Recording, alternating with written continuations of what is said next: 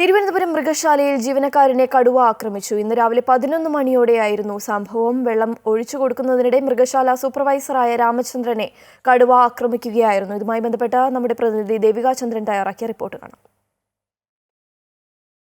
എൻ്റെ പിന്നിൽ കാണുന്ന ഈ കൂട്ടിലുള്ള ബബിത എന്ന് പറയുന്ന 6 വയസ്സുള്ള കടുവയാണ് ഇന്ന് രാവിലെ ഏകദേശം 11 മണിയോടെ ഈ ജീവനക്കാരൻ കൂടിയായ രാമചന്ദ്രനെ ഈ അഴികൾക്കിടയിലൂടെ കൈയിട്ട് ആക്രമിക്കുന്നത്.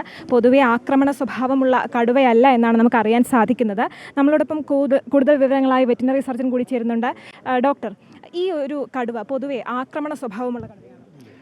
കടുവ പ്രത്യേകമായിട്ട് ഇതിനങ്ങനെ പ്രത്യേകമായിട്ട് ആക്രമണ സ്വഭാവമില്ല. എല്ലാ കടുവകളും ആക്രമണകാരികൾ തന്നെയാണ്. ഇദ്ദേഹം നമുക്ക് വയനാട് നിന്ന് ഫോറസ്റ്റ് ഡിപ്പാർട്ട്മെൻറ്റ് ട്രാപ്പ് ചെയ്ത് പിടികൂടിയ കടുവയാണ്. കാരണം അവിടെ നാട്ടിലേക്ക് ഇറങ്ങിയിട്ട് ആടിനെയൊക്കെ പിടിക്കാൻ തുടങ്ങിയ ഒരു സാഹചര്യത്തിൽ ട്രാപ്പ് ചെയ്തതാണ്.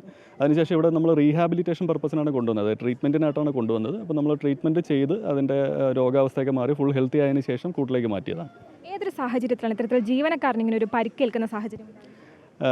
ജീവനക്കാർക്ക് പരിക്കായത് ഇതിപ്പോൾ ഈ കടുവയ്ക്കായിട്ട് പ്രത്യേകമായിട്ട് ഡിസൈൻ ചെയ്ത കൂടല്ല ഇത്. അപ്പോൾ ഇതിൻ്റെ കൈകൾ ചെറുതാണ്. ഇത് ഫീമെയിലാണ്, ഇതിൻ്റെ കൈകൾ ചെറുതാണ്. അപ്പോൾ നമ്മൾ ശ്രദ്ധയോടെയാണ് അതിൻ്റെ കൂട് വൃത്തിയാക്കേണ്ടതും അതിനെ ഇറച്ചിയിടേണ്ടതൊക്കെ വളരെ ശ്രദ്ധയോടെ ചെയ്യേണ്ട കാര്യം തന്നെയാണ്.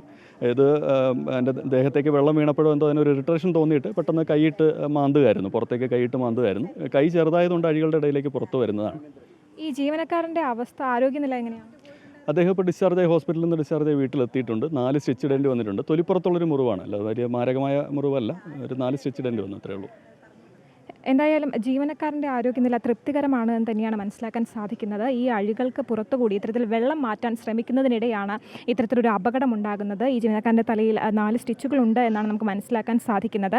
2024 ഏപ്രിൽ മാസത്തിൽ വയനാട് നിന്നും കൊണ്ടുവന്ന കടുവയാണ് ഈ ബബിത എന്ന് പറയുന്നത്.